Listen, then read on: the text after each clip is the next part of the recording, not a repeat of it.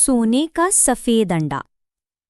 पुराने जमाने की बात है। किसी गांव का चौधरी बड़ा लालची था। लालच ने उसकी अक्ल पर पर्दा डाल दिया था और किरदार और अखलाक इंतहाई पस्त हो गया था।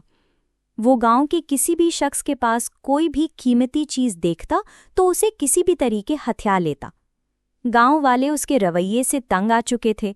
उन्होंने कई बार गांव के काजी और मस्जिद के पेश इमाम से भी शिकायतें की, जिनकी बातें चौधरी बड़े गौर से सुनता था, लेकिन उनको मानने और अमल करने पर बिल्कुल तैयार न होता था।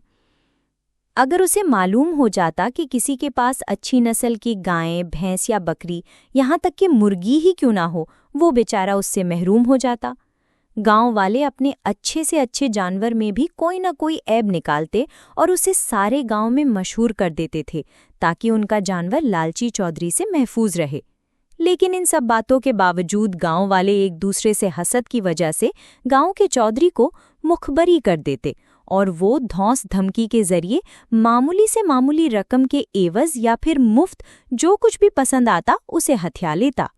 एक दिन गांव के मौलवी साहब और काजी साहब ने चौधरी को राह रास्त पर लाने और उससे सबक सिखाने के लिए एक मुनफरिद तरीका अपनाया। चौधरी की हवेली के करीब ही काजी और मौलवी साहब के मकान थे और दोनों के मकान के सहन के दरमियान एक दीवार थी जो ज्यादा ऊंची नहीं थी। लिहाजा दीवार के ऊपर एक अंडा रखकर दोनों जोर जोर से लड़ने लगे। मौलवी साहब ने कहा, ये सफेद सोने का अंडा मेरी दीवार पर है, इसलिए मालिक भी मैं हूं। काजी साहब मौलवी साहब की बात सुनकर बोले, ये दीवार तुम्हारी कब से हो गई? मुर्गी भी मेरी, दीवार भी मेरी है। सोने का अंडा मेरी मुर्गी का है, इसलिए मालिक भी मैं ही हुआ।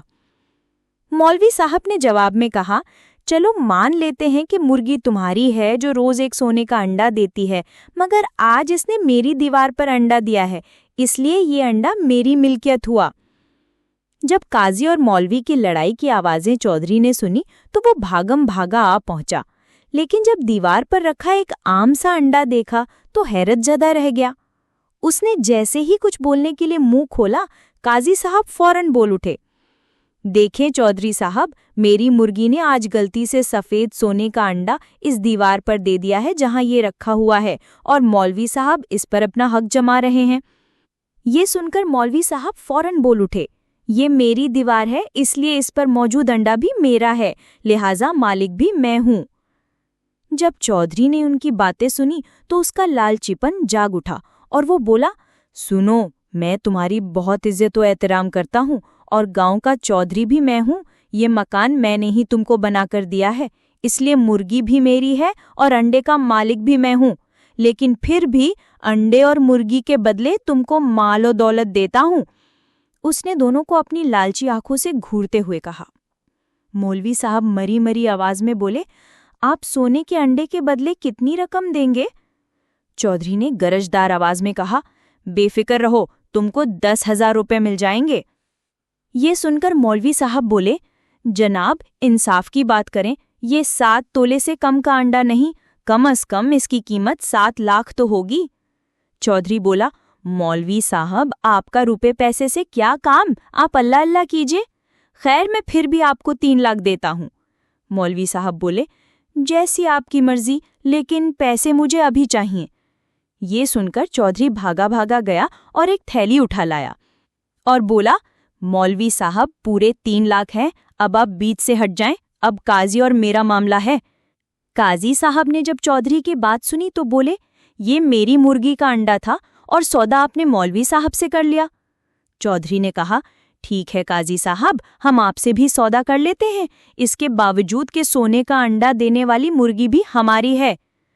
काजी साहब बोले, वो रोजाना एक सोने का अंडा देती है, इसकी क्या कीमत लगाएंगे? तकरीबन 7 लाख रुपए का एक अंडा है। चौधरी बोला, तुम मेरे गांव में रहते हो, मेरी जमीन पर रहते हो, फिर भी ऐसी बातें करोगे? काजी साहब ने कहा, ये मकान मेरे बाप दादा की मिल्कियत है, इसकी जमीन मेरी है, मैं इसको छोड़कर चला जाऊंगा, लेकिन ये मुर्गी किसी को नहीं दूंगा। जरा हिसाब लगाइए, एक माह में कितने लाख होते हैं और एक साल में कितनी रकम बनी? चौधरी बोला, तुम मेरी इजाजत के बिना गांव से गए तो जान से मार दूंगा। काजी साहब ने कहा, मैं इससे पहले ही मुर्गी को मार देता हूं। قاضی کی بات سن کر چودھری بولا، ٹھہرو، ایسا مت کرنا، میں تم سے سودا کرتا ہوں۔ قاضی صاحب نے کہا، تم نے ساری رقم تو مولوی صاحب کو دے دی، جبکہ مرغی تو انڈے سے لاکھ گنا قیمتی ہے۔ یہ سن کر چودھری نے کہا، تم یہیں ٹھہرو، میں ابھی اپنے زمینوں اور حویلی کے کاغذات لاتا ہوں۔ تھوڑی ہی دیر بعد چودھری چند آدمیوں کے ساتھ کاغذات لے کر آ گیا، اور ساتھ ہی قاضی صاحب بھی مرغی بغل میں دبا کر اس کی گردن پکڑے کھڑے تھے۔ چودھری نے غصے سے دیکھتے ہوئے کہا، قاضی صاحب، مرغی کی گردن سے ہاتھ ہٹاؤ۔ قاضی صاحب بولے، تم میرے ساتھ آدمی مجھے مارنے کے لیے لائے ہو؟ اس سے پہلے کہ تم مجھے مارو، میں مرغی کو مار دیتا ہوں۔ چودھری نے کاغذات دیتے ہوئے کہا، تم غلط سمجھ رہے ہو، یہ میرے اور تمہارے بنا ہونے والے معاہدے پر بطور گواہ دستخط کریں گے، کیا پتا تم بعد میں مکر جاؤ۔ اس طرح چودھری اور قاضی صاحب کے درمیان معاہدہ ہو گیا، جس پر گاؤں والوں اور مولوی صاحب نے بھی دستخط کیے۔ چودھری سفید انڈا دینے والی مرغی حاصل کر کے بہت خوش تھا، اور وہ انڈا لے کر فوراً شہر کی طرف روانہ ہو گیا۔ قاضی صاحب نے گاؤں والوں کے نام زمین کی رجسٹری کروا دی۔ جب کچھ دنوں بعد چودھری گاؤں واپس آیا تو غصے میں چلانے لگا، تم دونوں نے میرے ساتھ دھوکہ کیا ہے، میں تم کو نہیں چھوڑوں گا۔